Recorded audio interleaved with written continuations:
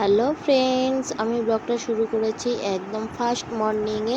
তো বন্ধুরা, আমি ফ্রেশ হয়ে ব্রাশ করে জামা চেঞ্জ করেছি, প্লাস আমার সাথে আমার সোনামাও তাই করেছে। আমার সাথে ও ওঠে, আর দেখেছে ও ঠোঁটে ও লিপস্টিক ইউজ করেছে ঘুম থেকে উঠেই বায়না করে। আর তারপরে আমরা ফ্রেশ হয়ে এক্সারসাইজ করে নিয়েছি সবাই মিলে। তো এক্সারসাইজ করার পর তো আমি চা খেতে বসে পড়েছি।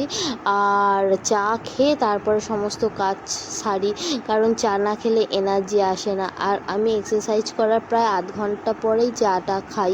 আর আমি কতদিন পর করলাম জানো? প্রায় 3 বছর পর, প্রেগনেন্সি থেকে আজ অবধি এক্সারসাইজ করিনি। যেন ভালো লাগতো না শরীরটা, প্লাস কোমরে একটু লাগতো, তো সেই কারণে করিনি। তো সব কিছু কমপ্লিট করে আমরাও চা যেমন খেয়েছি, আমার সোনামাকেও খাইয়ে দিয়েছি। আর ও একটু খেলে নিচ্ছে, আর আমি ওদিকে আমার সংসারের কিছু কাজ করে নিই, রান্নার কাজ, যেগুলো আনাজ কাটা বা বাসন মাজা, যেগুলো পরিষ্কার করার ব্যাপার থাকে, করে নিয়ে ওকে আমি পড়াতে বসাই। দেখো, বিছানায় তুলে দিয়েছি পড়াবো বলে, আর ও কিনা খেলাধুলা করতে শুরু করে দিয়েছে। আর দেখেছে আমি ব্যায়াম করেছি, আর সেই মতো ও আমার মতো নকল করার চেষ্টা করছে। তো ওর বাবাই ওকে আবার হেল্পও করে দিচ্ছে।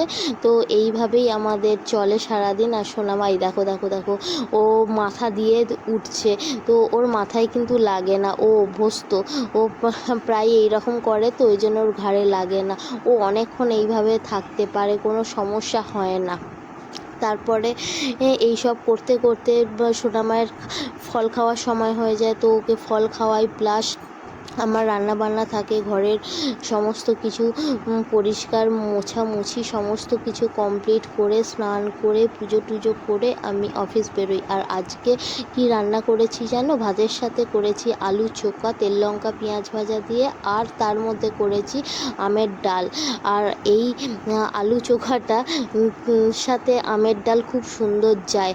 আর করেছিলাম ডিমের কারি। আর সোনামা মাছ কিনতে বেরিয়ে পড়েছিল, তারই মাঝে ওর বাবাইয়ের সাথে, কেননা আজকে মাছ ছিল না। আর আজকে যে মাছ কিনতে যাচ্ছে, আজকে আমি রান্না করব না, আজকে যেহেতু আমার রান্না হয়ে গেছে, এটা করা হবে কালকে। সেই কারণে আগে থেকে কিনে রেখে দিচ্ছে। সব সময় তো আমাদের পক্ষে যাওয়া সম্ভব হয় না। আর কি কি মাছ কিনে এনেছে দেখো, চিংড়ি মাছ কিনে এনেছে, এটা হচ্ছে আমাদের নদীর চিংড়ি, একদম টাটকা চিংড়ি। আর আমি দেখো স্নান করে পুজো করে আর আমি খেতে বসে পড়েছি ডিমের কারি আর টকের ডাল আলু সিদ্ধ দিয়ে। তো এরপর আমি অফিস বেরিয়ে পড়বো। আর সোনামাকেও রেডি করে দেবো, ওর দাদায়ের কাছে চলে যাবে, ওখানে থাকবে। আর বন্ধুরা, আমার এই ব্লগটা কেমন লাগলো প্লিজ কমেন্ট করো, শেয়ার করো, আমার পাশে থেকো। আর এই মন্দিরটা দেখছো, এটা একটা কালী মন্দির, খুব জাগ্রত। প্লিজ আমাকে